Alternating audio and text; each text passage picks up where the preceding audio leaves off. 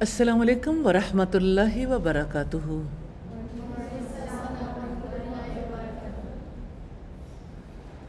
نحمدہ ونصلی علی رسولہ الکریم،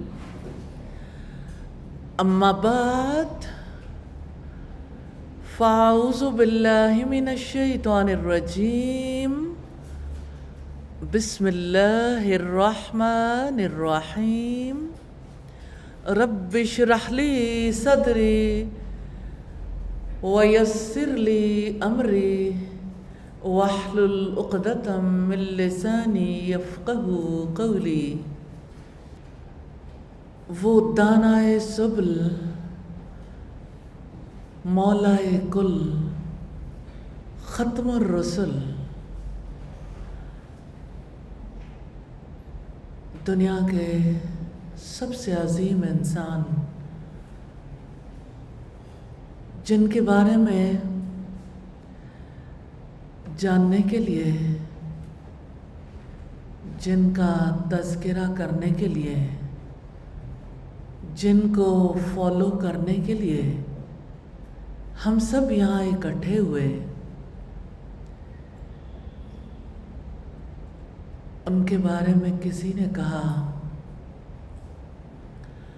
وہ جان حیات کون و مکان، وہ روح نجات انسانی، وہ جس کی بلندی کے آگے افلاک ہوئے پانی پانی، ان سے ہی مجھے نسبت ہے مگر کب ان کی حقیقت پہچانی۔ محمد رسول اللہ صلی اللہ علیہ وسلم کی حیات کے بارے میں، آپ کے مشن، آپ کے اخلاق، آپ کے معاملات کے بارے میں ہم جان رہے تھے۔ آج جس واقعے سے ہم اپنی گفتگو کا آغاز کریں گے اور آپ کی زندگی کے جس پہلو کے بارے میں آج ہم بات کریں گے، وہ آپ کی اپنی اولاد سے محبت ہے۔ اولاد سے محبت انسان کی فطرت میں ہے۔ لوگ اولاد سے محبت کرتے ہیں، اولاد کی خاطر گناہ کرتے ہیں۔ کتنے ہی لوگ ہیں جو اولاد کی خاطر حرام کماتے ہیں، کتنے ہی لوگ ہیں جو اولاد کی ناجائز خواہشات کو پورا کرنے کے لیے اپنا سب کچھ لگا دیتے ہیں۔ آپ اس حیات میں دیکھنا چاہیں، دنیا میں کتنی بڑی تعداد ہے جو اپنی اولاد کے لیے اپنا سب کچھ لگا دیتی ہے۔ کتنے ہی لوگ ہیں جنہوں نے اپنی نسلوں، اپنی اولادوں کو پڑھانے کے لیے اپنا سب کچھ بیچ ڈالا، اچھی تعلیم کے لیے انہیں ایسے ممالک میں بھیجا، ایسی یونیورسٹیز میں بھیجا، ایسے اداروں میں جس کی وجہ سے ان کا مستقبل بن جائے۔ آج وہی پیرنٹس بڑھاپے میں اولاد کی راہ تکتے ہیں، کیونکہ اولاد کو مال تو دیا، اولاد کو زندگی گزارنے کے لیے، رزق کمانے کے لیے اسکل تو دی، لیکن اولاد کو اچھا انسان نہ بنا پائے۔ اولڈ ہومز کتنے ہی ماں باپ کی کہانیاں لیے ہوئے ہیں جنہوں نے اپنا سب کچھ اولاد پہ نچھاور کیا تھا، اور آج اولاد ان کے بارے میں ہلکا سا احساس بھی نہیں رکھتی۔ محمد رسول اللہ صلی اللہ علیہ وسلم کی اولاد سے محبت کو دیکھتے ہیں تو یہاں بھی ہمیں آخرت رخی محبت نظر آتی ہے۔ آپ اپنی اولاد سے محبت کرتے تھے، ان کی عزت کرتے تھے، ان کی کیریکٹر بلڈنگ کے لیے آپ کو فکر لاحق رہتی تھی۔ آپ کا اپنی اولاد سے کیا رویہ تھا، ساری دنیا کے لیے مثال ہے۔ آپ کو یوں تو اپنی سب بیٹیوں سے محبت تھی، مگر سیدہ فاطمہ سے آپ کو بے پناہ محبت تھی۔ سیدہ عائشہ صدیقہ رضی اللہ تعالی عنہ سے روایت ہے کہ جب سیدہ فاطمہ نبی صلی اللہ علیہ وسلم کے پاس آتی تو آپ اٹھ جاتے، اٹھ کے ان کا بوسہ لیتے، انہیں اپنی جگہ پر بٹھاتے۔ اتنی تکریم ہے، عزت ہے۔ اور جب نبی کریم صلی اللہ علیہ وسلم ان کے پاس جاتے تو وہ اٹھ کر آپ کو بوسہ دیتی اور انہیں اپنی جگہ پر بٹھاتی۔ یوں تو یہ معاملہ انتہائی سادہ سا ہے، لیکن اصلاً پیرنٹس کو اپنی اولاد کے ساتھ ایسا ہی معاملہ کرنا ہے۔ عزت دینے والے کا حق ہے کہ اسے عزت ملنی چاہیے، محبت کرنے والے کا حق ہے کہ اسے محبت ملنی چاہیے۔ اور نبی صلی اللہ علیہ وسلم نے اپنی اولاد کو عزت بھی دی، عزت سکھائی، محبت سکھائی، اور اللہ تعالیٰ کی ذات سے تعلق سکھایا۔ یہ روایت ترمذی کی ہے 3872 نمبر پر۔ سیدہ عائشہ سے ایک اور روایت ہے کہ سیدہ فاطمہ اس طرح چلتی ہوئی آئیں کہ گویا نبی صلی اللہ علیہ وسلم چل رہے ہیں۔ بڑی اہم بات ہے، اولاد کاپی کرتی ہے ان ماں باپ کو جن سے وہ محبت کرتی ہے۔ تو سیدہ فاطمہ اس طرح چل کے آئیں جیسے نبی صلی اللہ علیہ وسلم چلتے ہیں۔ اب صلی اللہ علیہ وسلم نے انہیں آتے دیکھا تو آپ نے فرمایا مرحبا یا بنتی، خوش آمدید اے میری بیٹی، اے میری بچی۔ پھر آپ صلی اللہ علیہ وسلم نے انہیں اپنی دائیں یا بائیں طرف بٹھا لیا۔ صحیح بخاری کی 3623 نمبر روایت ہے۔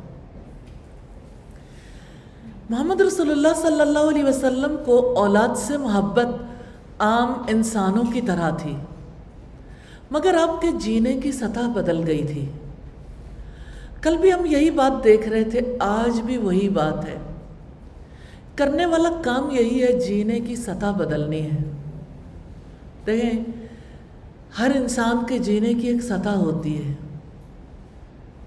کوئی مٹی سے چمٹ کر جیتے ہیں، کچھ لوگ مٹی سے تھوڑا بلند ہو کر جیتے ہیں، اور کچھ لوگ ایسے ہوتے ہیں جو سب سے بلند سے تعلق بنا کر جیتے ہیں۔ تو محمد رسول اللہ صلی اللہ علیہ وسلم کے جینے کی سطح بدلی تھی۔ آپ کی زندگی آخرت میں ڈھل گئی تھی۔ آپ صلی اللہ علیہ وسلم اس دنیا میں رہتے ہوئے ہر دم آخرت کی فکر کر کے جیتے تھے۔ سیدنا علی رضی اللہ تعالیٰ عنہ سے روایت ہے کہ سیدہ فاطمہ چکی پیسنے کی تکلیف کی وجہ سے بہت تکلیف میں آتی تھی، ان کے مبارک ہاتھ کو صدمہ پہنچتا تو سیدنا علی نے ان سے کہا کہ آپ اپنے والد سے کہیے کہ آپ کو غلام دے دیں۔ بحرین سے غلام آئے تو سیدہ فاطمہ نبی صلی اللہ علیہ وسلم کے پاس پہنچیں غلام مانگنے کے لیے۔ اب صلی اللہ علیہ وسلم گھر پر موجود نہیں تھے، اس لیے انہوں نے سیدہ عائشہ سے تذکرہ کیا۔ جب آپ صلی اللہ علیہ وسلم تشریف لائے تو سیدہ عائشہ نے آپ سے اس کا ذکر کیا۔ سیدنا علی نے بیان کیا کہ پھر نبی کریم صلی اللہ علیہ وسلم ہمارے یہاں تشریف لائے۔ ہم اس وقت تک اپنے بستروں پر لیٹ چکے تھے۔ میں کھڑا ہونے لگا تو آپ نے فرمایا کیا میں تم دونوں کو وہ چیز نہ بتا دوں جو تمہارے لیے خادم سے بہتر ہو؟ جب تم اپنے بستر پر جانے لگو تو 33 مرتبہ اللہ اکبر کہو، 33 مرتبہ الحمدللہ، 33 مرتبہ سبحان اللہ کہو۔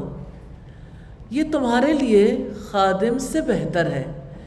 ایک دوسری روایت میں ہے کہ سبحان اللہ 34 مرتبہ کہو، ایک روایت میں ہے کہ اللہ اکبر 34 مرتبہ کہو۔ صحیح بخاری کی 6318 نمبر روایت۔ آپ نے یہ روایت بہت دفعہ سنی ہوگی، پڑھی ہوگی، سیدہ فاطمہ کو نبی صلی اللہ علیہ وسلم نے جو تلقین کی۔ تسبیح فاطمہ آپ بھی کرتے ہوں گے، لیکن آپ صلی اللہ علیہ وسلم کی تلقین کے پیچھے آپ کے مائنڈ سیٹ کو دیکھیے، اور آپ صلی اللہ علیہ وسلم اپنی اولاد کی جو تربیت کرنا چاہتے تھے، آپ صلی اللہ علیہ وسلم اپنی اولاد کو جس بلند مقام تک پہنچانا چاہتے تھے، اس کے لیے آپ صلی اللہ علیہ وسلم نے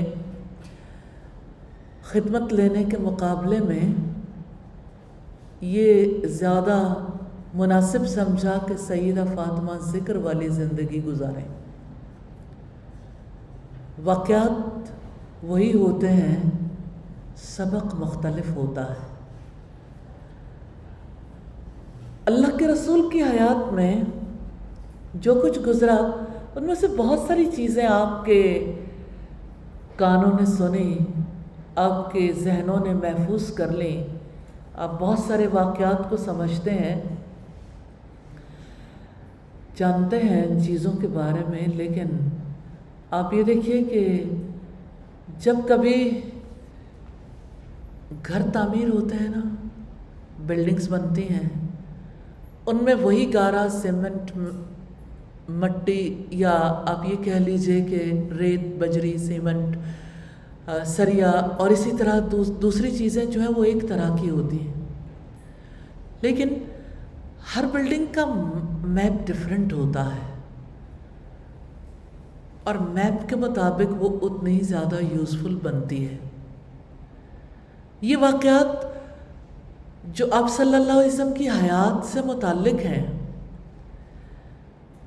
ذہنوں میں ہو سکتا ہے کہیں اینٹوں کی صورت، کہیں بجری کی صورت، کہیں سیمنٹ کی صورت میں موجود ہوں، لیکن آپ اپنے ذہن میں اس نقشے کو لے کر آئیں گے جو آپ صلی اللہ علیہ وسلم کی حیات کا نقشہ تھا، اور اس کو آپ کے مشن کے حوالے سے سمجھیں گے، تو انشاءاللہ تعالی آپ کے جینے کی سطح بھی بدل جائے گی۔ ایسا کیوں ہوتا ہے؟ لوگ جانتے سبھی کچھ ہے، لیکن جیون بدلتا نہیں ہے، جینے کی سطح نہیں بدلتی۔ میں عام طور پر کہا کرتی ہوں کہ لوگ اسلام کا ایک بیگ بنا لیتے ہیں جس میں اپنا سارا نالج رکھ دیتے ہیں، اور وقت اور حالات کی ضرورت کے مطابق جیسے کسی کی سمجھ ہوتی ہے، وقتی طور پر کسی ایک حکم کو، کسی ایک چیز کو نکالا، اس پہ عمل کر لیا، دوبارہ واپس وہیں رکھ دیا۔ کلی تبدیلی لے کر نہیں آتے، اس کو اپنی زندگی نہیں بناتے، کیونکہ اپنی زندگی پر اپنا حق سمجھتے ہیں، اللہ تعالیٰ کا حق نہیں سمجھتے، اپنی مرضی کو زیادہ اہمیت دیتے ہیں، اللہ تعالیٰ کی مرضی کو وہ اہمیت نہیں دیتے۔ کرنے والا کام یہی ہے کہ محمد رسول اللہ صلی اللہ علیہ وسلم کی حیات سے آپ کی سوچ، آپ کی فکر، آپ صلی اللہ علیہ وسلم کی جو روحانی کیفیت تھی، جو فکری کیفیت تھی، آپ کی جو کلی زندگی تھی، آپ کی جو جینے کی سطح تھی، اس کو سمجھیں اور اپنے آپ کو نبی صلی اللہ علیہ وسلم کا فالوور بنائیے۔ فٹ سٹیپس کو دیکھنے والا دیکھ سکتا ہے، لیکن ان پر چلنے کا ارادہ کرنے والا چل پڑتا ہے۔ ارادوں کی ضرورت ہے، ارادے کیجئے، اللہ تعالیٰ توفیق عطا فرمائے۔ ہم نبی صلی اللہ علیہ وسلم کی نجی زندگی کے بارے میں دیکھ رہے تھے، اور آپ صلی اللہ علیہ وسلم اپنی حیات کے ایک ایسے موڑ پر آن پہنچے ہیں جب اللہ تعالیٰ کا حکم ہے کہ اب لوگوں کو ہانکے پکارے دعوت دے دو، اللہ تعالیٰ کی طرف بلاؤ۔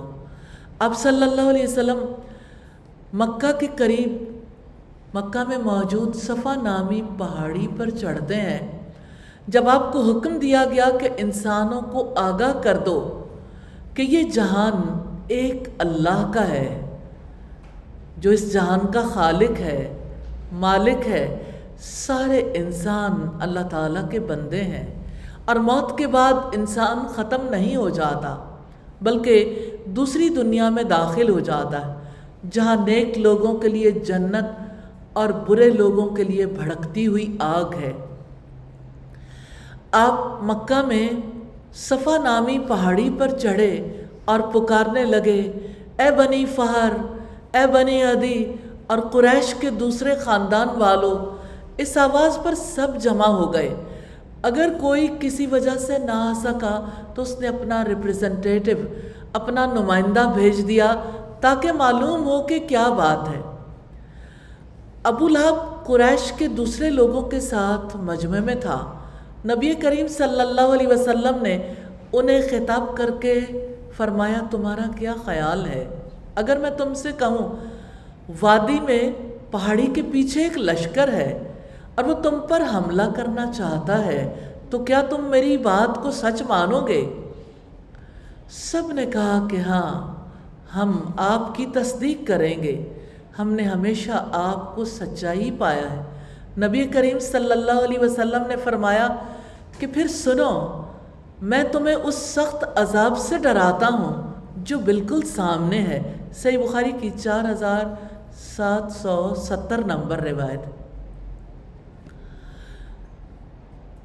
اپنے آپ کو اس مقام پر رکھ کر دیکھیے، صفا پہاڑی آپ کی زندگی میں بھی ہے۔ ہم نے کل بھی بات کی تھی، صفا پہاڑی دراصل ایک سمبل ہے، بلند مقام جہاں سے آواز سبھی کو پہنچ سکتی ہے۔ آج آپ کے پاس بھی ٹیکنالوجی کی ترقی کی وجہ سے یہ موقع موجود ہے کہ آپ دنیا بھر تک اللہ تعالیٰ کا پیغام پہنچا سکیں۔ محمد رسول اللہ صلی اللہ علیہ وسلم نے پیغام پہنچایا تھا کیونکہ آپ اپنے آپ کو رسپانسبل سمجھتے تھے، اکاؤنٹیبل سمجھتے تھے۔ آپ بھی اس دن پیغام پہنچائیں گے جس دن آپ اپنے آپ کو اکاؤنٹیبل سمجھیں گے، جس دن آپ اپنے آپ کو رسپانسبل سمجھیں گے، جب آپ اس مشن کو قبول کر لیں گے۔ محمد رسول اللہ صلی اللہ علیہ وسلم کو اللہ تعالیٰ کا پیغام پہنچانے کا مشن سپرد کیا گیا تھا۔ آپ صلی اللہ علیہ وسلم صرف سچے ایمان لانے والے نہ تھے۔ کتنی ہی دنیا ہے جو اپنے لیے صرف اتنا کافی سمجھتی ہے کہ ہم مسلمان ہیں، ایمان لانے والے ہیں۔ آپ صلی اللہ علیہ وسلم کو اللہ تعالیٰ کا پیغام پہنچانے کا کام سپرد کیا گیا تھا۔ یہ وہ مشن تھا جس پر آپ کو فائز کیا گیا تھا۔ کیا آپ جانتے ہیں کہ آپ صلی اللہ علیہ وسلم کو عربوں سے کیوں ٹکرا دیا گیا؟ وہ تو آپ کو صادق اور امین کہتے تھے، وہ تو آپ کو سب سے اچھا انسان جانتے تھے، وہ تو آپ پر ناز کرنے والے تھے۔ ٹکراؤ کیسے پیدا ہو گیا؟ کلیش کیسے آیا؟ آپ کے دشمن کیسے بن گئے؟ آپ پر چوٹیں کیوں کسی گئیں؟ آپ کو شاعر، ساحر، دیوانہ کیوں کہا گیا؟ کیا وہ نہیں جانتے تھے کہ آپ سب سے بڑھ کر عقل مند ہیں؟ وہ جانتے تھے، وہ سمجھتے تھے۔ پھر انہوں نے آپ کا سوشل بائیکاٹ کیوں کیا؟ آپ نے فاقے کیوں برداشت کیے؟ آپ نے جنگیں کیوں لڑیں؟ 23 برس ایسے گزرے تھے جب سے اللہ تعالیٰ کا پیغام آپ کے پاس آیا۔ 23 سالہ زندگی ہے جس میں آپ عدل اور تقوی پر قائم رہے۔ اب صلی اللہ علیہ وسلم کا کردار ایسا تھا، انسانی کردار کا اعلیٰ نمونہ، ساری انسانیت کے لیے۔ واقعات بتاتے ہیں کہ محمد رسول اللہ صلی اللہ علیہ وسلم کی زندگی انسانی کردار کا اعلیٰ نمونہ تھی۔ آپ کی زندگی سے ہمیں یہ سبق ملتا ہے کہ انسان اللہ تعالیٰ کا بندہ ہے اور اسے ہر حال میں اللہ تعالیٰ کا بندہ بن کر رہنا چاہیے۔ کتنے ہی لوگ ہیں جو اللہ تعالیٰ کے مقابلے میں کسی اور کی بندگی کر کے اس جہان سے چلے جاتے ہیں، ان کی سوچ کا رخ بدل جاتا ہے، ان کی سوچ خدا رخی نہیں رہتی۔ زندگی میں جب انسان کی سوچ بدل جاتی ہے تو اس کی وجہ سے جینے کی سطح بھی بدل جاتی ہے۔ رسول اللہ صلی اللہ علیہ وسلم بندگی کی سطح پر جیتے تھے، اپنے آپ کو اللہ تعالیٰ کا بندہ سمجھتے تھے، اور اب صلی اللہ علیہ وسلم کی زندگی کے واقعات سے ہمیں یہ سبق ملتا ہے کہ بندے کے دل میں ہر وقت اللہ تعالیٰ کی یاد رہنی چاہیے۔ یہ دل کی بستی خدا کی بستی ہے، اس دل کی بستی میں کسی اور کی یادوں کو بسانے کا حق نہیں ہے۔ اس میموری کارڈ پر صرف اللہ تعالیٰ کی میموریز رہنی چاہیے۔ اور تیسری بات یہ کہ بندے کو کبھی نہیں بھولنا چاہیے کہ اس کا معاملہ اللہ تعالیٰ کے ہاتھ میں جانے والا۔ ہاں، انسانوں کے جینے کی سطح تب بدل جاتی ہے جب وہ یہ سمجھ لیتے ہیں کہ میری زندگی کے معاملات فلاں شخص کے ہاتھ میں ہیں،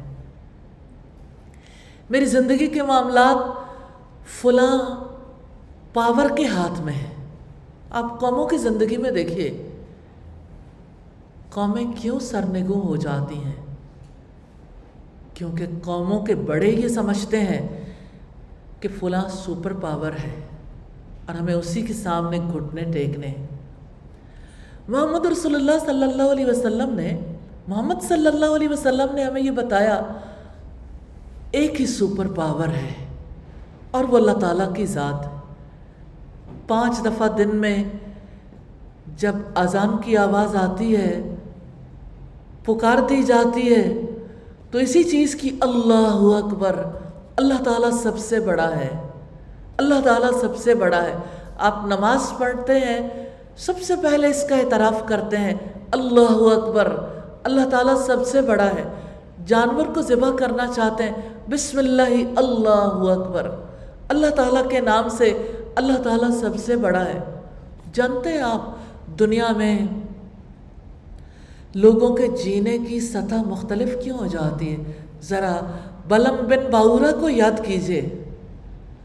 بلم بن باورا نیک آدمی تھا، عالم تھا، بہت عبادت گزار تھا، لیکن اس کے جینے کی سطح بدل گئی تھی۔ جس دم بدلی تھی اسی دم اس کی زندگی گناہگار انسان کی زندگی ہو گئی تھی۔ اللہ تعالیٰ نے اس کی مثال قرآن حکیم میں دیتے ہوئے فرمایا کہ وہ شخص جس کو ہم نے اپنی آیات کا علم عطا کیا تھا، اس کی مثال کتے کی سی ہے، جس کو ہڈی ڈالو تب بھی زبان نکال کر ہانپتا ہے اور نہ ڈالو تب بھی زبان نکال کر ہانپتا ہے۔ اور ریزن کیا تھی کہ وہ تو زمین سے چمٹ کر ہی رہ گیا، یعنی خواہشات اس پر حاوی آ گئیں، اس کی زندگی خواہش پرستانہ زندگی بن گئی۔ یاد رکھیے گا، خدا پرستانہ زندگی اور خواہش پرستانہ زندگی میں بڑا فرق ہے۔ خواہش پرستی اور خدا پرستی میں ٹکراؤ ہے۔ محمد رسول اللہ صلی اللہ علیہ وسلم نے انسانوں کو خواہش پرستی سے، مظاہر پرستی سے نکالا تھا، خدا پرستی سکھائی تھی، وہ خود سب سے بڑھ کر خدا پرست تھے۔ اب صلی اللہ علیہ وسلم کی زندگی سے چوتھا سبق ملتا ہے، چوتھی بات جو پتہ چلتی ہے ان واقعات سے، کہ جہنم کا خوف اور جنت کا شوق دنیا کو بے حقیقت بنا دیتا ہے۔ ریئلی یہ بہت بڑی سچائی ہے۔ انسان کے لیے کسی اقتدار کی، مالی ترقی کی، دنیا میں شہرت کی، کسی چیز کی کوئی ویلیو نہیں رہ جاتی جس کو جہنم کا خوف لاحق ہو جائے، جس کو جنت کا شوق لاحق ہو جائے۔ جینے کی سطح ہے نا، آپ کس شوق میں جیتے ہیں، آپ کس خوف میں جیتے ہیں۔ پھر ہم دیکھتے ہیں، یہ پانچویں بڑی بات ہے جو ان واقعات سے ہمیں پتہ چلتی ہے، اور میں چاہوں گی کہ آپ میرے ساتھ شیئر بھی کریں جو آپ نے لرن کیا۔ اور پانچویں بڑی بات یہ کہ اللہ تعالیٰ سب سے بڑا ہے، پہلی بات بھی آخری بات بھی۔ اس کی بڑائی ذہن کو بگڑنے سے بچاتی ہے۔ ریئلی انسانوں کا ذہن سب سے پہلے خراب ہوتا ہے۔ جب ذہن بگڑتا ہے نا تو جینے کی سطح بدل جاتی ہے، جیسے بلم بن باورا کی سطح بدلی تھی۔ وہ ایک اللہ کی عبادت کرتے کرتے مٹی سے چمٹ گیا تو جیون کی سطح بدل گئی۔ اور محمد رسول اللہ صلی اللہ علیہ وسلم نے ایک اللہ رب العزت کے ساتھ اپنا تعلق بنایا، اس کو بڑا سمجھا۔ آپ کے ذہن سے، آپ کی زندگی سے ہر ایک چیز کی ویلیو نکل گئی، ہر ایک چیز آپ کے لیے بے حقیقت ہو گئی۔ اس کا یہ مطلب نہیں ہے کہ آپ اپنے رشتوں کو بے حقیقت سمجھتے تھے، ویلیو دیتے تھے ان کے لیے، آپ کوشش کرتے تھے کہ وہ بھی اعلیٰ سطح پر جئیں۔ آپ صلی اللہ علیہ وسلم انسانوں کے حق میں مخلص تھے، رحیم اور شفیق تھے، کیونکہ آپ چاہتے تھے کہ انسانوں کے جینے کی سطح بدل جائے۔ اب صلی اللہ علیہ وسلم کی حیات کے بارے میں ہم نے 5 چیزیں دیکھی ہیں۔ ان 5 میں سے آپ نے کیا سوچا؟ کس چیز کو اپنی حیات میں لے کے آنا ہے؟ جی جی ہم نے جو 5 چیزیں دیکھی ہیں، میں خاص طور پر اس کے بارے میں بات کرنا چاہتی ہوں، جو 5 اسباق دیکھیں۔ جی جی فائز جی اللہ اکبر، ریئلی تبدیلی آ جائے گی۔ اللہ تعالیٰ سب سے بڑا ہے، ذہن بگڑنے سے بچ جائے گا انشاءاللہ۔ جی کوئی اور بتائے گا؟ جی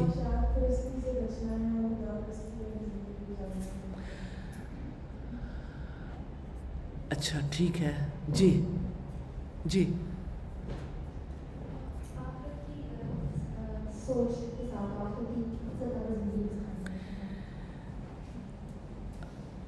ہم نے 5 چیزیں دیکھی ہیں، سارے واقعات کا نچوڑ ہے 5 چیزیں۔ ان 5 کے ریفرنس سے بتائیے کیا کرنا ہے۔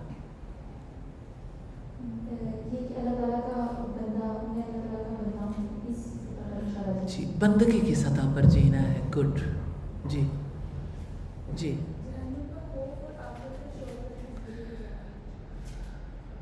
جہنم کا خوف اور جنت کا شوق، ٹھیک ہے۔ اصل میں اسی کی وجہ سے دنیا بے حقیقت نظر آئے گی آپ کو، اور زندگی اور جینے کی سطح بدل جائے گی انشاءاللہ۔ جی کوئی اور؟ جی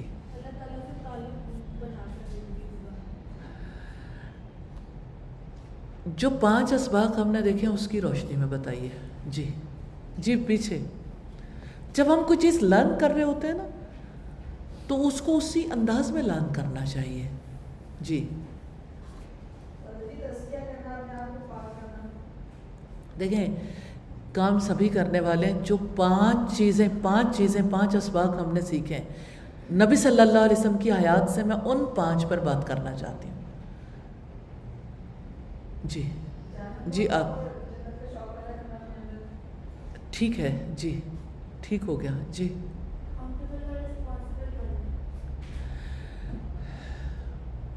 5 اسباق ہیں ان کی بات کیجیے, ان سے باہر نہیں.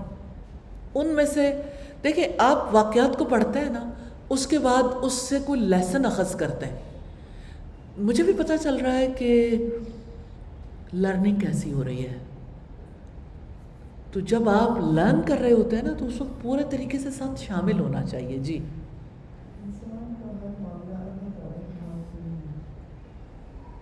مجھے سمجھ نہیں آئی, دوبارہ بولیے گا. انسان کا ہر معاملہ اللہ تعالیٰ کے ہاتھ میں ہے.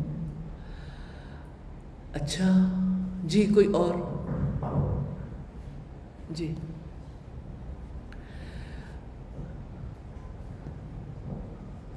جی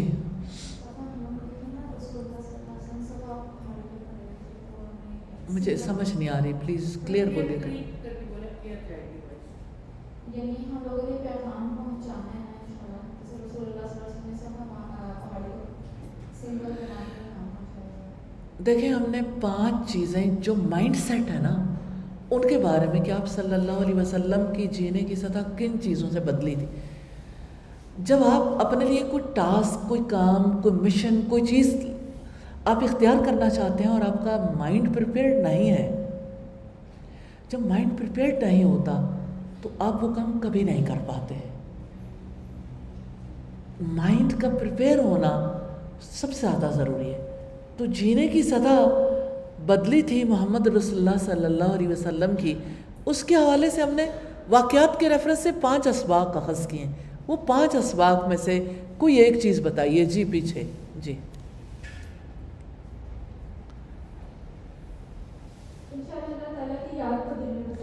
جی ٹھیک ہو گیا الحمدللہ. دیکھیں کرنے والے کام ہیں اور یہ آپ کا مائنڈ سیٹ ہے, باہر مت جائیے ابھی. جی کوئی اور بتائے گا. جی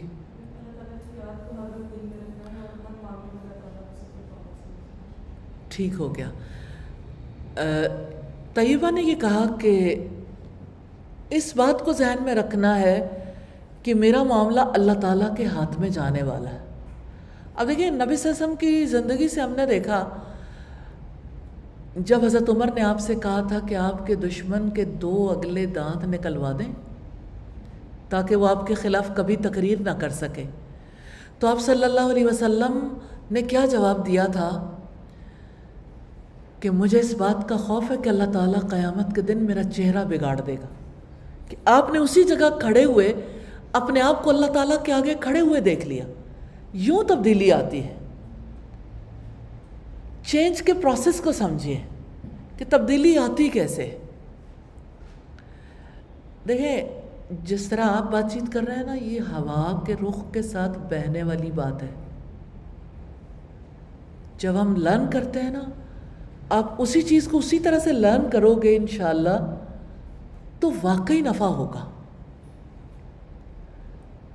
انسان چلتے چلتے کوئی ورڈ سن لیتا ہے, کچھ مس ہو جاتے ہیں, ان میں سے کوئی بھی ورڈ آپ بول دیں گے, جیسے تزکیہ ہے, تقویٰ ہے, عدل ہے, حیا ہے, کوئی بھی چیز آپ بول سکتے ہیں, لیکن وہ لیسن نہیں ہے, وہ ارادہ بھی نہیں ہے.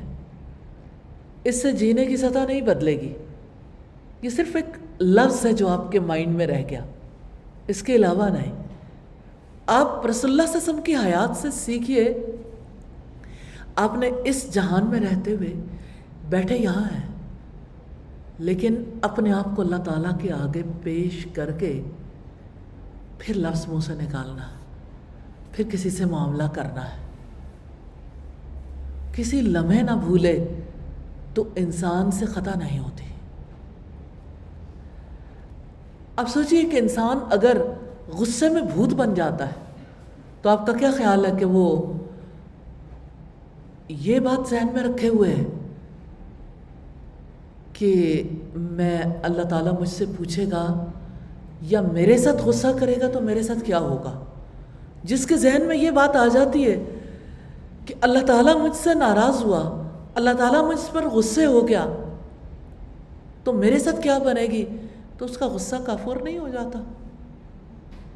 یہی باتیں تو بھولتی ہیں زندگی میں، اسی لیے تو جیون کی سطح نہیں بدلتی۔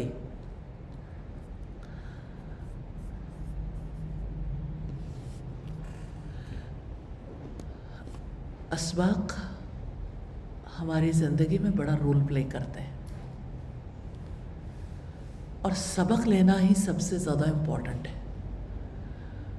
جو سبق سیکھ جاتا ہے زندگی بدلنے میں کامیاب ہو جاتا ہے، جو سبق نہیں سیکھتا اس کی زندگی نہیں بدلتی، وہ رٹے رٹائے لفظ بول دیتا ہے لیکن اصل میں اس کی سوچ شامل نہیں ہو رہی ہوتی۔ سبق لینا سیکھیں، اور زندگی میں ہمیشہ سبق لیتے رہنا ہے انشاءاللہ۔ محمد رسول اللہ صلی اللہ علیہ وسلم کی حیات کا اہم پہلو آپ کے سامنے رکھنا چاہتی ہوں۔ اگر ہم آپ کی پوری حیات کو دیکھنا چاہیں، ایک چیز جو نارملی لوگوں کی زندگی میں تجربے میں آتی ہے، اور فرانس کے مشہور فلسفی نے بھی یہی بات کہی کہ کوئی شخص اپنے قریبی لوگوں میں ہیرو نہیں ہوتا۔ No one is a hero to his valet, یعنی جو قریبی لوگ ہوتے ہیں وہ جانتے پہچانتے ہیں، ان کو پتہ ہوتا ہے کون کتنے پانی میں، اور قریبی لوگ ویلیو نہیں کرتے۔ قریبی لوگ امپورٹنس نہیں دیتے۔ محمد رسول اللہ صلی اللہ علیہ وسلم کے جو جتنا قریب تھا اتنا ہی زیادہ آپ کا شیدائی تھا۔ قریبی لوگ نجی زندگی کو دیکھتے ہیں جس میں کوئی کمال پر نہیں ہوتا، اس سے قریبی لوگوں کے دل میں ہیرو کے جذبات پیدا نہیں ہوتے۔ سورن سمتھ نے لکھا ہے کہ یہ اصول محمد رسول اللہ صلی اللہ علیہ وسلم پر صادق نہیں آتا۔ تاریخ بتاتی ہے جو آپ کے جتنا قریب تھا وہ آپ کی خوبیوں کا اتنا ہی زیادہ شیدائی تھا۔ میں مثال دینا چاہتی ہوں سیدنا زید بن حارثہ رضی اللہ تعالی عنہ کی۔ نہایت سمجھدار، نہایت وفاشار، مخلص اور مؤدب خدمت گزار تھے۔ انہیں بچپن میں اغوا کیا گیا اور پھر فروخت کر دیا گیا۔ سیدہ خدیجہ نے شادی کے بعد نبی صلی اللہ علیہ وسلم کو ایک غلام بطور ہدیہ پیش کیا۔ یوں سیدنا زید نبی صلی اللہ علیہ وسلم کی خدمت میں آئے اور آپ ہی کے ہو کر رہ گئے۔ انہیں آپ سے اتنی محبت تھی کہ آپ کے محبت بھرے سائے تلے میں آپ کو زندگی گزارنے کا موقع ملا تو عزیز ترین خونی رشتوں کو بھی قابل ترجیح نہیں سمجھا۔ جب سیدنا زید کے والد اور چچا کو ان کی مکہ میں موجودگی کا پتہ چلا تو وہ دونوں حرم پاک میں گئے، آپ سے درخواست کی کہ فدیہ وصول کر لیں اور سیدنا زید کو ان کے ساتھ جانے دیں۔ اس موقع پر رسول اللہ نے فرمایا کیوں نہ ایک مختلف طریقہ اختیار کر لیا جائے۔ انہوں نے پوچھا وہ کیا؟ رسول اللہ نے فرمایا زید کو اپنا فیصلہ کرنے کا خود اختیار دے دو، اگر وہ تمہیں اختیار کر لے تو بغیر معاوضے کے تمہارا ہے، اگر میرے پاس ہی رہنا چاہے تو اللہ کی قسم میں ایسا شخص نہیں ہوں کہ جو شخص میرے پاس رہنا چاہتا ہو اس پر میں کسی اور کو اختیار کر لوں۔ نبی صلی اللہ علیہ وسلم کا صاف اور صریح ارشاد سن کر حارثہ اور کعب کہنے لگے آپ نے تو انصاف کے تقاضوں سے کہیں بڑھ کر تعاون کرنے کا اظہار کیا ہے، ہمیں اپنا احسان مند بنا لیا ہے۔ رسول اللہ صلی اللہ علیہ وسلم نے سیدنا زید کو بلایا، وہ آ گئے تو آپ نے ان سے دریافت کیا، کیا آپ انہیں پہچانتے ہو؟ سیدنا زید نے جواب دیا، ہاں۔ آپ نے پوچھا، من ہما، یہ دونوں کون ہیں؟ سیدنا زید نے عرض کی، یہ میرے والد صاحب ہیں اور یہ میرے چچا ہیں۔ نبی رحمت صلی اللہ علیہ وسلم نے فرمایا، آپ مجھے بھی خوب جانتے ہو، اپنے ساتھ میرے برتاؤ اور رہن سہن کا تجربہ بھی کر چکے ہو، اب چاہو تو میرے ساتھ رہو اور چاہو تو ان کے ساتھ چلے جاؤ۔ یہ سن کر سیدنا زید نے جواب دیا، میں آپ کے مقابلے میں کسی کو ترجیح نہیں دوں گا، آپ ہی میرے والد اور میرے چچا کے مقام پر ہیں۔ یہ سن کر وہ دونوں بول پڑے، زید تم پر افسوس ہے، تم آزادی کے مقابلے میں غلامی کو ترجیح دے رہے ہو، اپنے والد، چچا اور گھر والوں پر انہیں فوقیت دے رہے ہو۔ زید بولے، جی ہاں، میں ان کی ذات گرامی میں وہ عظیم خوبیاں دیکھ چکا ہوں کہ اب ان کے مقابلے میں کوئی بھی میرے لیے قابل ترجیح نہیں ہے۔ تاریخ دمشق میں آپ اسے دیکھ سکتے ہیں، والیوم 21 پیج 243-244 پر۔ یہ ہے محمد رسول اللہ صلی اللہ علیہ وسلم کا کردار، جو لوگوں کے دلوں کو جادو کی طرح مسخر کرتا چلا جا رہا تھا۔ جو آپ کے جتنا قریب ہوتا تھا وہ آپ کی عظمت کو دیکھ کر اتنا ہی مسحور ہو جاتا۔ اللہ اکبر! کیا آپ اندازہ کر سکتے ہیں؟ اپنے آپ کو ایک غلام کی صورت میں امیجن کر کے دیکھیے کہ رشتہ داروں کے ساتھ جانے کا موقع آ گیا، باپ اور چچا کے ساتھ آزادی نصیب ہونے لگی ہے، اور آزادی کو چھوڑ کر غلامی کو ترجیح دیتے ہیں۔ کیا آپ اپنے آپ کو ایسے مقام پر پاتے ہیں؟ جب آپ محمد رسول اللہ صلی اللہ علیہ وسلم کے کردار کو دیکھیں گے کہ سیدنا زید کو آپ کے اعلیٰ کردار کا تجربہ ہوا تھا، تو آپ کے لیے بھی فیصلہ کرنا مشکل نہیں رہے گا۔ رسول اللہ صلی اللہ علیہ وسلم نے جب طائف کے سردار کنانہ بن عبد یالیل بن عبد کلال کو اسلام کی دعوت دی تو اس نے دعوت کو رد کر دیا۔ اہل طائف نے لڑکوں کو آپ کے پیچھے لگا دیا، وہ آپ کو گالیاں دیتے تھے، پتھر برساتے تھے۔ طائف کی وہ شام کتنی ہولناک تھی۔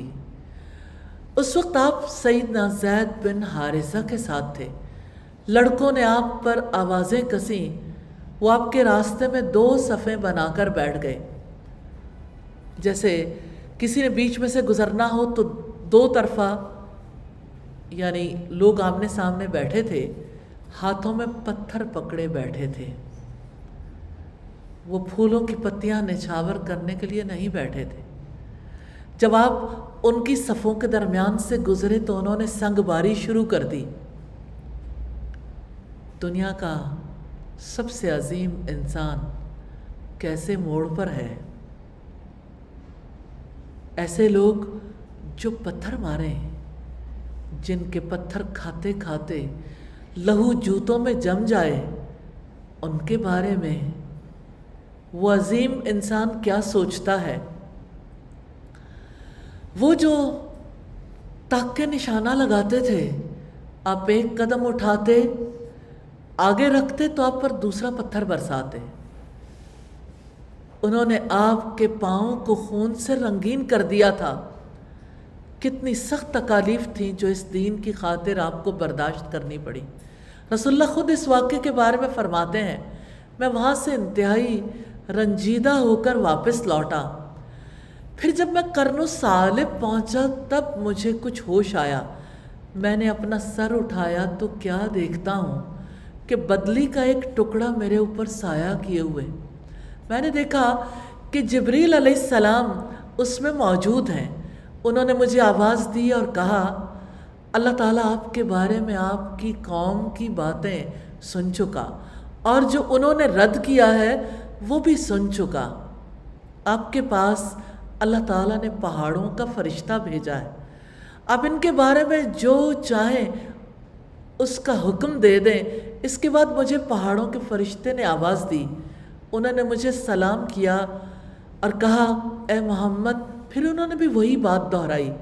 آپ جو چاہیں اس کا مجھے حکم فرمائیں. اگر آپ چاہیں تو میں دونوں طرف کے پہاڑ لا کر اس کے درمیان انہیں ملا دوں جن سے وہ چکنا چور ہو جائیں گے. آپ نے فرمایا مجھے تو اس کی امید ہے اللہ تعالیٰ ان کی نسل سے ایسی اولاد پیدا کرے گا جو ایک اللہ کی عبادت کرے گی اور اس کے ساتھ کسی کو شریک نہیں ٹھہرائے گی. صحیح بخاری کی روایت ہے 3231. طائف کی شام نے فیصلہ کر دیا کہ محمد رسول اللہ صلی اللہ علیہ وسلم اپنے مشن میں کتنے مخلص تھے. طائف کی شام نے فیصلہ کیا کہ آپ انسانوں کے حق میں کس قدر رحیم اور شفیق ہیں. طائف کی شام نے فیصلہ کر دیا کہ آپ صلی اللہ علیہ وسلم رد عمل کی نفسیات نہیں رکھتے تھے. آپ فوکس تھے. آپ ان کی نسلوں کی طرف دیکھ رہے تھے جن نسلوں میں توحید، جن نسلوں میں خدا پرستی آنے والی تھی.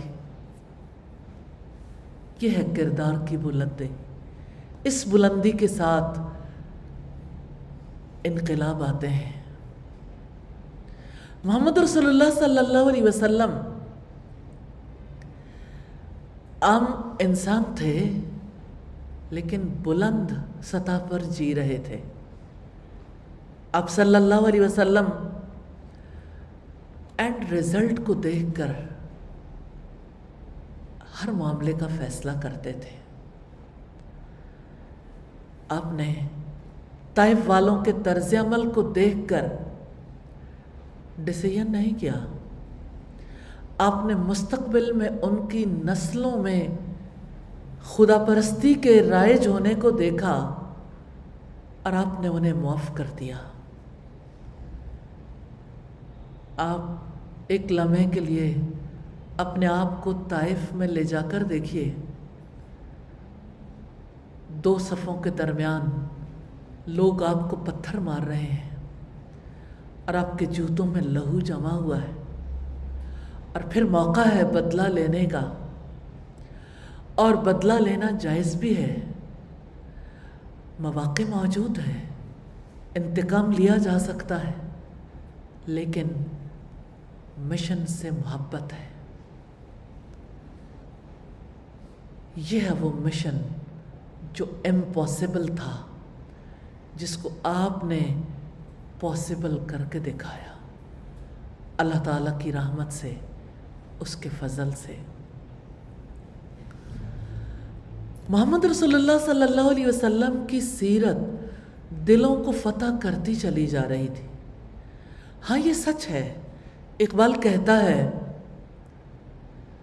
یقین محکم عمل پہم محبت فاتح عالم. جہاد زندگانی میں یہ ہے مردوں کی شمشیریں. محبت دلوں کو فتح کر لیتی ہے. اب صلی اللہ علیہ وسلم کی بلند سیرت دلوں کو فتح کرتی چلی جا رہی تھی. سیدنا ابو ہریرہ رضی اللہ تعالیٰ عنہ مدنی زندگی کا ایک واقعہ بیان کرتے ہیں کہ نبی صلی اللہ علیہ وسلم نے نجد کی طرف چند افراد پر مشتمل ایک قافلہ بھیجا جو یمامہ کے حاکم سمامہ بن اسال کو گرفتار کر کے لائے اور مدینہ پہنچ کر انہیں مسجد نبوی کے ستون کے ساتھ باندھ دیا. محمد رسول اللہ صلی اللہ علیہ وسلم ان کے پاس آئے، حال پوچھا. سمامہ نے جواب دیا اگر تم مجھے قتل کرو گے تو میری قوم تم سے بدلہ لے گی، اگر چھوڑ دو گے تو زندگی بھر تمہارا احسان مند رہوں گا، اگر مال کی خواہش ہے دینے کو تیار ہوں. محمد رسول اللہ صلی اللہ علیہ وسلم نے سمامہ کی رہائی کا حکم دے دیا۔ قبائلی زندگی میں یہ حیرت انگیز واقعہ تھا۔ دشمن کے ہاتھ آ جانے کے بعد ان کے یہاں ایک ہی انجام تھا،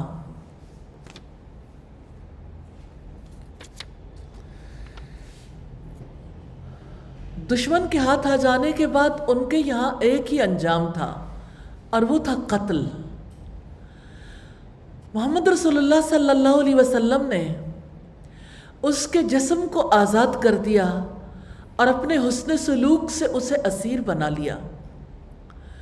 سمامہ قید سے رہائی پانے کے بعد باغ میں گیا اور کلمہ شہادت پڑھ کر لوگوں کو ورطہ حیرت میں ڈال دیا۔ اس کے بعد سمامہ اسلام کی قوت کا ذریعہ بن گیا۔ صحیح مسلم کی روایت ہے 4589 نمبر پر۔ یہ ہے وہ حکمت جو نبی صلی اللہ علیہ وسلم کو عطا کی گئی تھی، جس کی وجہ سے لوگ اسلام کے قریب آئے۔ آپ کے ڈیسیژن میکنگ کو دیکھیے، کس مقام پر کس کے لیے آپ کیسا فیصلہ کرتے ہیں۔ یہ آپ کے اخلاق کا کمال تھا، آپ نے کبھی اعلیٰ اخلاق کو نہیں چھوڑا۔ سعد بن ہشام کہتے ہیں کہ میں نے ام المومنین سیدہ عائشہ سے کہا، مجھے اپنے رسول محمد صلی اللہ علیہ وسلم کے اخلاق سے، آپ صلی اللہ علیہ وسلم کے اخلاق کے بارے میں بتائیے۔ انہوں نے فرمایا، کیا آپ نے قرآن نہیں پڑھا؟ میں نے کہا، کیوں نہیں؟ انہوں نے فرمایا، فَإِنَّ خُلُقَ نَبِيَّ اللَّهِ صلی اللہ علیہ وسلم کان القرآن۔ نبی صلی اللہ علیہ وسلم کا خلق وہی تھا جس کا قرآن میں حکم ہے۔ صحیح مسلم کی روایت ہے 1739 نمبر پر۔ سیدنا انس رضی اللہ تعالیٰ عنہ نے بیان کیا کہ میں نے رسول اللہ صلی اللہ علیہ وسلم کی 10 سال تک خدمت کی، لیکن آپ نے کبھی مجھے اف تک نہیں کہا، اور نہ کبھی یہ کہا کہ فلاں کام کیوں کیا اور فلاں کام کیوں نہیں کیا۔ صحیح بخاری کی 6038 نمبر روایت ہے۔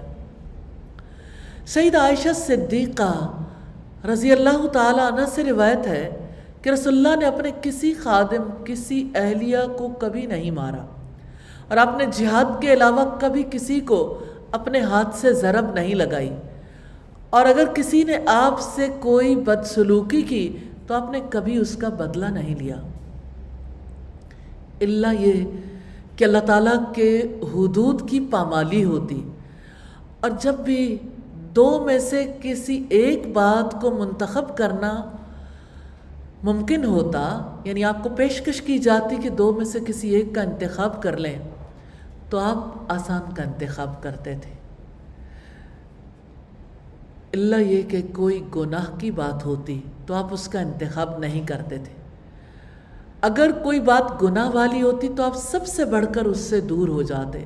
مسند احمد کی روایت ہے 11209 نمبر پر۔ محمد رسول اللہ صلی اللہ علیہ وسلم کے کردار نے آپ کو دشمنوں کی نظروں میں بھی قابل عزت بنا دیا۔ آپ کو دور سے دیکھنے والوں نے جیسا پایا، قریب والوں نے بھی ویسا ہی پایا۔ اس طرح آپ کا کردار پوری انسانی تاریخ میں مثال بن گیا۔ آپ جیسا کوئی دوسرا نمونہ پوری انسانی تاریخ میں نہیں ملتا۔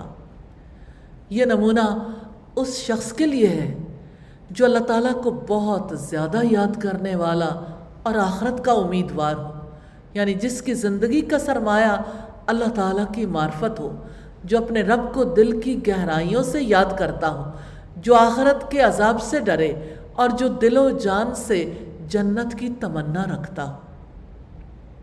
ہم نے محمد رسول اللہ صلی اللہ علیہ وسلم کی حیات کو دیکھا۔ آپ اللہ تعالیٰ کی جانب سے رسالت کے مشن پر تھے۔ آپ سے پہلے بھی رسول ہو گزرے، انہوں نے بھی اپنے مشن کو انتہائی سچائی سے پایہ تکمیل تک پہنچایا۔ اب صلی اللہ علیہ وسلم کا مشن ایسا تھا جسے ہم مشن امپاسبل کہہ سکتے ہیں کہ آپ اس ایک ایسی قوم میں مبعوث کیے گئے جو پڑھی لکھی نہیں تھی، جن کے اندر بہت زیادہ جہالت تھی، جاہلیت تھی، جو بہت اچھے اخلاق بھی رکھتے تھے لیکن اپنی جہالت کو چھوڑنا نہیں چاہتے تھے۔ محمد رسول اللہ صلی اللہ علیہ وسلم کا مشن ظاہری آنکھ سے دیکھنے والوں اور اسباب پر بھروسہ کرنے والوں کو مشن امپاسبل نظر آتا ہے۔ آج تک اس پر ریسرچ سٹڈیز ہو رہی ہیں کہ 22-23 سال کے قلیل عرصے میں اتنا بڑا انقلاب کیسے آ گیا۔ یہی انقلاب تو مشن تھا کہ انسان بدل جائے، پورے کا پورا انسان اندر سے بدل جائے، اس کے خیالات اور افکار بدل جائیں، اس کے اعتقادات اور معاملات بدل جائیں، اس کی خواہشات اور جذبات بدل جائیں۔ انسان اندر سے بدل جاتا ہے نا تو پورا ماحول بدل جاتا ہے۔ ہر انسان کا ایک اورا ہوتا ہے نا، جو کچھ انسان اندر سے ہوتا ہے نا ویسا ہی اس کا باہر سے ماحول بنتا ہے۔ یہی تو محمد رسول اللہ صلی اللہ علیہ وسلم کا مشن تھا کہ پورا معاشرہ بدل جائے، گھر سے لے کر بازار تک، منڈیوں سے لے کر عدالتوں اور حکومتی ایوانوں تک، اور قبیلوں اور ملکوں سے لے کر پوری زمین میں بسنے والے انسانوں اور ان کے نظاموں تک۔ یہ ایک کلی تبدیلی تھی۔ اب چاہتے تھے کہ انسانوں کو امن ملے، معاشی خوشحالی ملے، معاشرتی انصاف ملے، دلی اطمینان ملے، اور آپ نے ایسا کر دکھایا الحمدللہ۔ محمد رسول اللہ صلی اللہ علیہ وسلم کے مشن کے 23 سال دیکھنا چاہیں، آپ عظیم انقلاب لے کر آئے۔ آپ نے پورے کے پورے انسان کو، اس کے افکار کو، اس کے حالات و واقعات کو بدل ڈالا۔ آپ نے پورے کے پورے انسان کو بدل ڈالا۔ انسان کی سوچ بدلی تو وہ مشرک سے توحید پرست ہو گئے۔ وہ سرکش تھے، انہوں نے اطاعت کا راستہ اختیار کر لیا۔ وہ لڑنے بھڑنے والے تھے، انہوں نے امن کا راستہ اختیار کر لیا۔ وہ جو انسانوں کو گاجر مولی کی طرح کاٹ کر رکھ دیتے تھے، وہ جو گھوڑا باندھنے پہ، پانی پینے پلانے پر بڑی بڑی جنگیں لڑتے تھے، عربوں کی ہسٹری میں، ان کے تاریخی ریکارڈ میں 1700 وارز کا تذکرہ ملتا، 1700 جنگیں، اور جنگ باز 120 سال تک جاری رہی۔ برداشت نہیں کر سکتے تھے،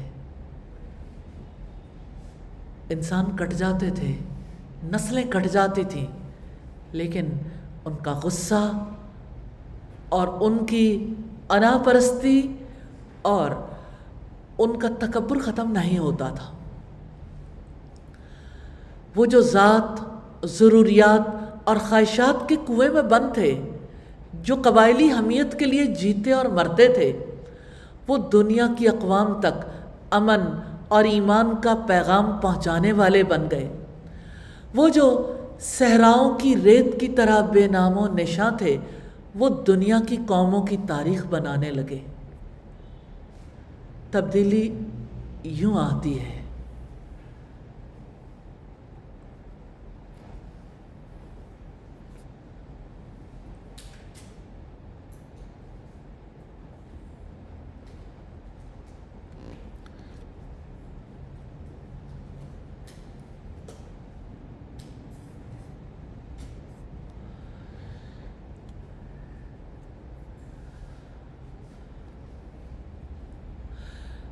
کل بھی تبدیلی یوں ہی آئی تھی، آج بھی تبدیلی اسی طرح آئے گی۔ قیامت تک کے لیے تبدیلی کا راستہ ہموار کر گئے محمد رسول اللہ صلی اللہ علیہ وسلم۔ آپ کی ذات میں ساری انسانیت کے لیے بہترین نمونہ ہے۔ آج جب کہ پوری دنیا ایک ورلڈ لیڈر کی تلاش میں ہے اور انہیں کسی انسان کے اندر وہ خصوصیات نظر نہیں آتی، آج جب کہ انسانوں کو ایسا رہنما نہیں ملتا، ضرورت اس امر کی ہے کہ اسی ہستی کی طرف لوٹ چلیں جسے رب العزت نے ساری انسانیت کے لیے مثال اور نمونہ بنا دیا۔ محمد رسول اللہ صلی اللہ علیہ وسلم تاریخ عالم میں انوکھا انقلاب لے کر آئے۔ آپ ایسا دین لے کر آئے جس کو قبول کرنے والے کسی انسان کے نہیں، اللہ سبحانہ و تعالیٰ کے غلام بن گئے۔ آپ نے انسانوں کو توہمات سے چھڑا کر حق کی بنیاد پر چلنا سکھایا۔ آپ نے ظلم کے مقابلے میں معاشرتی انصاف کی بنیاد فراہم کی۔ آپ نے انسانوں کو مظاہر کی پرستش سے چھڑا کر فطرت کو مسخر کرنے کی رغبت دلائی۔ آج جو سائنٹیفک ریولیوشن آیا ہے کہ اتنا بڑا انقلاب محمد رسول اللہ صلی اللہ علیہ وسلم اور آپ کے فالوورز کی وجہ سے آیا ہے، کیونکہ آپ نے انسانوں کی سوچ بدلی تھی۔ آپ نے انسانوں کو حق کی تلاش میں، اس کی جستجو میں لگایا تھا۔ آپ نے تحقیق کا راستہ دکھایا تھا، تحقیق کے اصول و ضوابط جس کو آج دنیا اپنی میراث سمجھتی ہے، یہ مسلمانوں کو دیے ہوئے اصول ہیں، کیونکہ انہوں نے محمد رسول اللہ صلی اللہ علیہ وسلم کی بات، آپ کی تعلیمات، آپ کے حالات و واقعات کی چھان پھٹک کرنے کے لیے جو اصول وضع کیے تھے، وہی تحقیق کے اصول آج بھی جاری و ساری ہیں۔ الحمدللہ اللہ سبحانہ و تعالیٰ نے اپنے نبی محمد صلی اللہ علیہ وسلم کو تاریخ کا سب سے بڑا انسان بنا کر بھیجا۔ آپ ساری انسانیت کے لیے راہبر و رہنما ہیں۔ آپ کو رب العزت نے سراج منیر، روشن چراغ بنا کر اتنا بلند کر دیا کہ اب جو بھی رب کا راستہ پانا چاہے وہ آپ کو دیکھ لے۔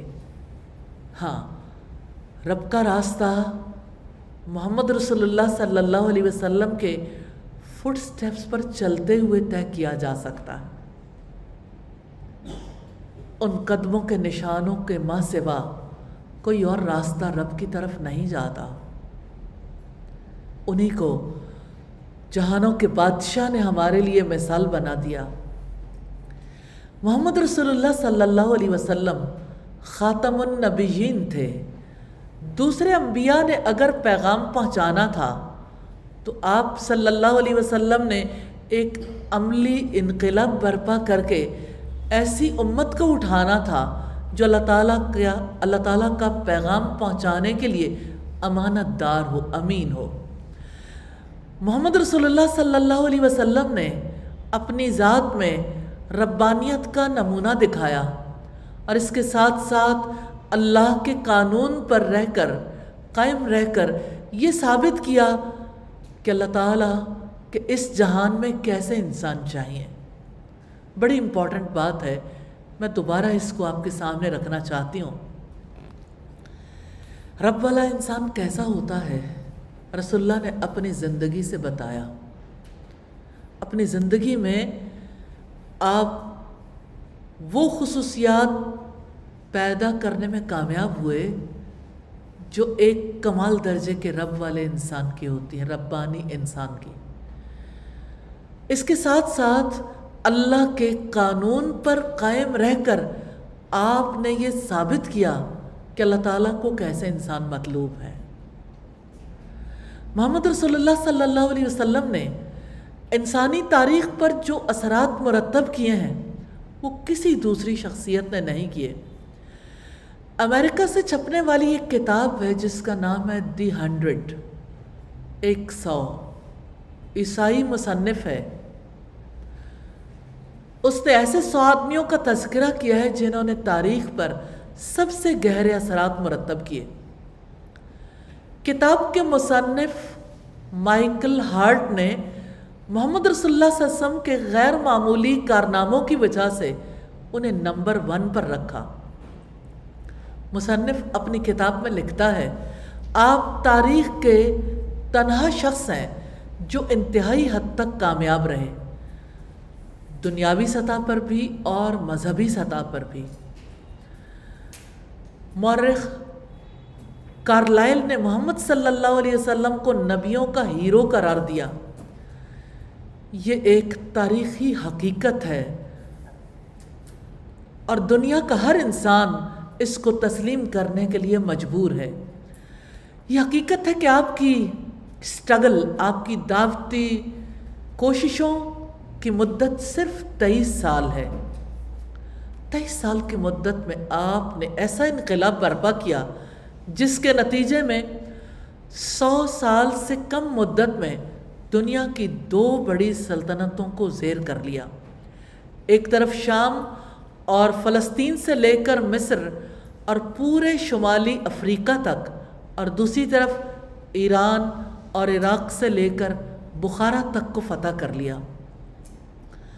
پھر اسلام مغرب کی جانب 711 عیسوی میں اسپین اور پرتگال میں داخل ہو گیا۔ 1453 عیسوی میں قسطنطنیہ فتح ہوا اور مسلمان مشرقی یورپ میں یوگوسلاویہ تک پہنچ گئے۔ آج دنیا کے تقریباً ہر حصے میں مسلمان موجود ہیں۔ 23 سال کی مدت میں اتنا بڑا انقلاب آیا جس نے اپنی ایک مستقل تاریخ بنائی۔ اللہ تعالیٰ نے عرب کے خشک علاقے میں ایسی قوم جمع کر دی تھی جس میں صحرائی زندگی کے نتیجے میں غیر معمولی حد تک کردار کی مضبوطی پائی جاتی تھی۔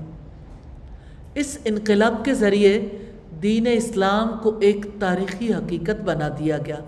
رب العزت نے فرمایا، هو الذی ارسل رسولہ بالہدی ودین الحق، وہ ذات ہے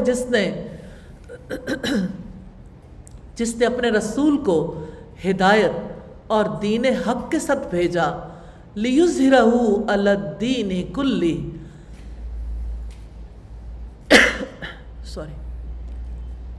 تاکہ اسے وہ تمام ادیان پر غالب کر دے۔ وَكَفَى بِاللَّهِ شَهِيدًا، اور اس پر اللہ تعالیٰ کی گواہی کافی ہے۔ سورہ التوبہ میں فرمایا، یریدون، ہاں آج آپ اس کا تجربہ کرتے ہیں، یریدون وہ ارادہ رکھتے ہیں، آج کی دنیا کا ارادہ کتنا پختہ ہے، ان یطفئوا نور اللہ بافواہہم، کہ وہ اللہ کے نور کو اپنے منہوں سے بجھا دیں، پروپیگنڈا سے۔ وَيَأْبَى اللَّهُ إِلَّا أَن يُتِمَّ نُورَهُ وَلَوْ كَرِهَ الْكَافِرُونَ، اور اللہ تعالیٰ نہیں مانتا مگر یہ کہ وہ اپنے نور کو پورا کرے اور اگرچہ کافر لوگ برا جانیں۔ هُوَ الَّذِي أَرْسَلَ رَسُولَهُ بِالْهُدَى وَدِينِ الْحَقِّ لِيُظْهِرَهُ عَلَى الدِّينِ كُلِّهِ وَلَوْ كَرِهَ الْمُشْرِكُونَ، وہی ہے جس نے اپنے رسول کو ہدایت اور دین حق کے ساتھ بھیجا ہے تاکہ وہ اس کو ہر دین پر غالب کر دے اگرچہ مشرک لوگ برا جانیں۔ قرآن مجید کی یہ آیات ہمیں بتاتی ہیں کہ محمد رسول اللہ صلی اللہ علیہ وسلم کی بعثت دنیا کا عظیم انقلابی منصوبہ تھی۔ اب صلی اللہ علیہ وسلم کے اس عالمی منصوبے کو عمل میں آنا تھا جس نے تاریخ کا دھارا بدل دینا تھا۔ یہ آیات بتاتی ہیں کہ عظیم عالمگیر منصوبے کو عمل میں آنے سے کوئی طاقت روک نہیں سکتی تھی۔ اللہ تعالیٰ کی رحمت اور قدرت سے وہ انقلاب آیا اور قیامت تک کے لیے محمد رسول اللہ صلی اللہ علیہ وسلم کا لایا ہوا انقلاب مثال بن گیا۔ ہاں، آپ دنیا کے عظیم ترین انسان تھے، قیامت تک رہیں گے۔ آپ نبیوں کے ہیرو ہیں۔ آپ صلی اللہ علیہ وسلم زندگی کے ہر پہلو کے اعتبار سے ساری دنیا کے لیے مثال ہیں۔ آپ جو انقلاب لے کر آئے، آج کی دنیا کے انسانوں کو اس انقلاب کی سب سے زیادہ ضرورت ہے۔ آج جب انسانیت اپنے رب کا راستہ بھول چکی، آج جب انسانیت ٹینشن میں، ڈپریشن میں مبتلا ہے، آج جب کہ وباؤں کا دورہ ہے، آج جب لوگوں کو جان کے لالے پڑے ہوئے ہیں، آج جب معیشت تباہ ہو گئی، آج جب کوئی رہنما نہیں، کسے رہنما کریں؟ وَأَحْسَنَ مِنْكَ لَمْ تَرَ قَطُّ عَيْنِي، آپ سے زیادہ حسین کبھی میری آنکھ نے دیکھا ہی نہیں۔ وَأَجْمَلَ مِنْكَ لَمْ تَلِدِ النِّسَاء، آپ سے زیادہ خوبصورت عورتیں پیدا ہی نہ کر سکیں۔ خُلِقْتَ مُبَرًّا مِنْ كُلِّ عَيْبٍ، آپ کو ہر عیب سے پاک پیدا کیا گیا۔ كَأَنَّكَ قَدْ خُلِقْتَ كَمَا تَشَاءُ، گویا کہ آپ کی تخلیق آپ کی پسند اور آپ کی چاہت کے مطابق ہوئی۔ ایک ہستی جو کمال پر زندگی بسر کرنے کے قابل ہوئی، جسے رب العزت نے آسمانوں پر بلایا، جن سے وعدہ کیا کہ امید ہے آپ کا رب آپ کو مقام محمود پر فائز کر دے گا۔ وہ رسالت کے مشن پر تھے، اس مشن کو انہوں نے پاسبل کر کے دکھایا۔ قیامت تک کے لیے آپ کا مشن جاری ہے۔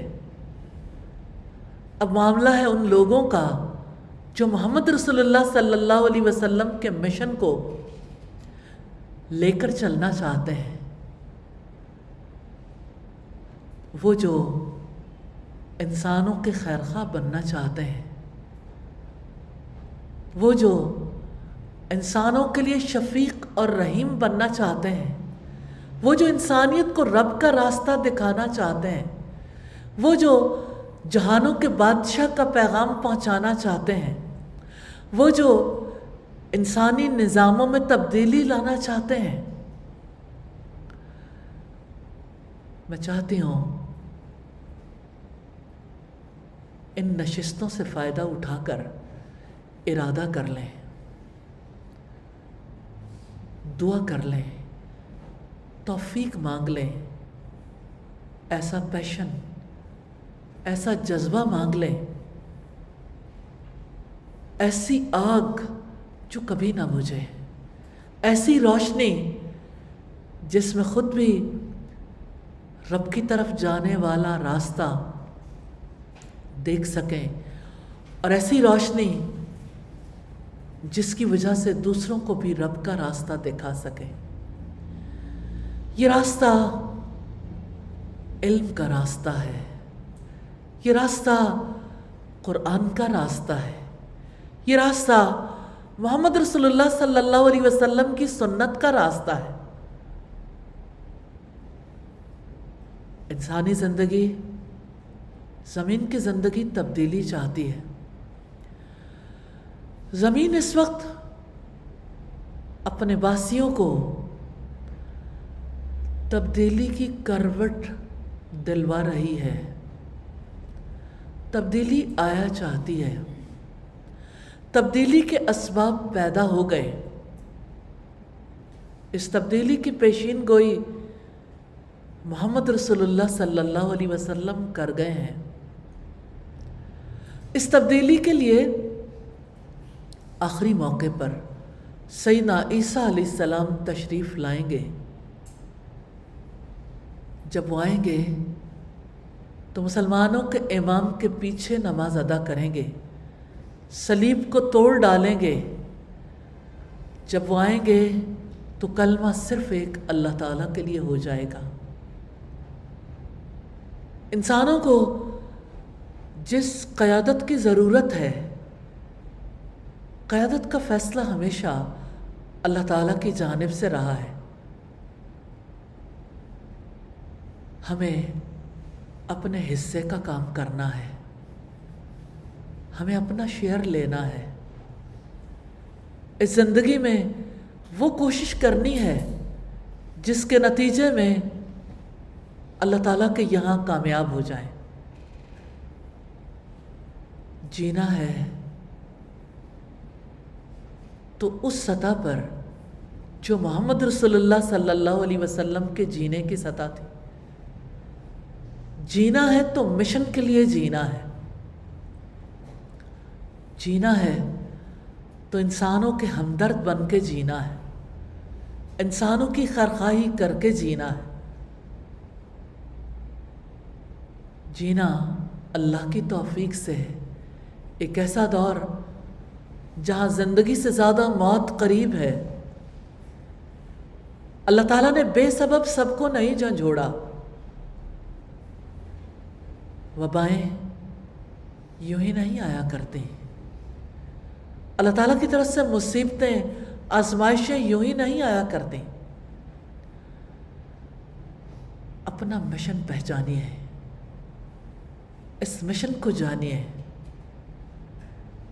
اور اس مشن کے لیے اپنی حیات، اپنا وقت، اپنا مال، اپنی صلاحیتیں لگا دیجیے. اللہ تعالیٰ سے دعا ہے ہمیں توفیق عطا فرما دے. آمین ثم آمین.